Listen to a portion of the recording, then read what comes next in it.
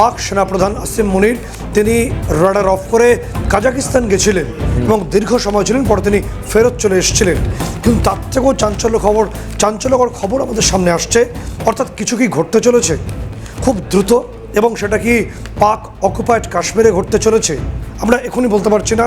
অনেক তথ্য আমাদের কাছে এসে পৌঁছচ্ছে, সেগুলো বিন্দুগুলোকে একসঙ্গে জুড়লে হয়তো উত্তর আসতে পারে।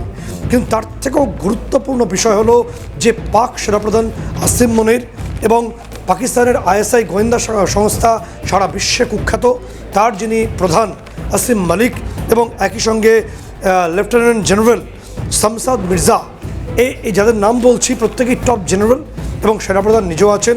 এদের প্রত্যেকের পরিবারকে প্রাইভেট যে জেটে করে ইতিমধ্যেই বিদেশে পাঠানো হয়েছে। ইউরোপের একাধিক দেশের নাম আসছে, ব্রিটেনের নাম এসছে, একই সঙ্গে নাম এসছে আমেরিকার নাম এসছে, এবং আরও বেশ কিছু দেশে তাদেরকে সেফ করিডোর করে নিয়ে যাওয়া হচ্ছে।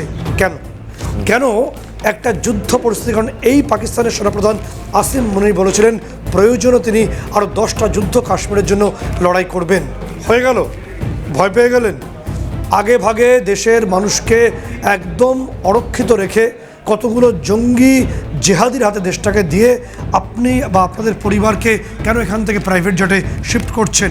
বিভিন্ন সোর্স থেকে সেই খবরটাই আমাদের কাছে পৌঁছচ্ছে, যদিও পাকিস্তান সরকারিভাবে কেউ জানায়নি বা অন্য কোনো ক্ষেত্র থেকেও সরকারি তথ্য উঠে আসেনি, ওঠার কথাও না, কারণ একদমই পার্সোনাল বিষয়।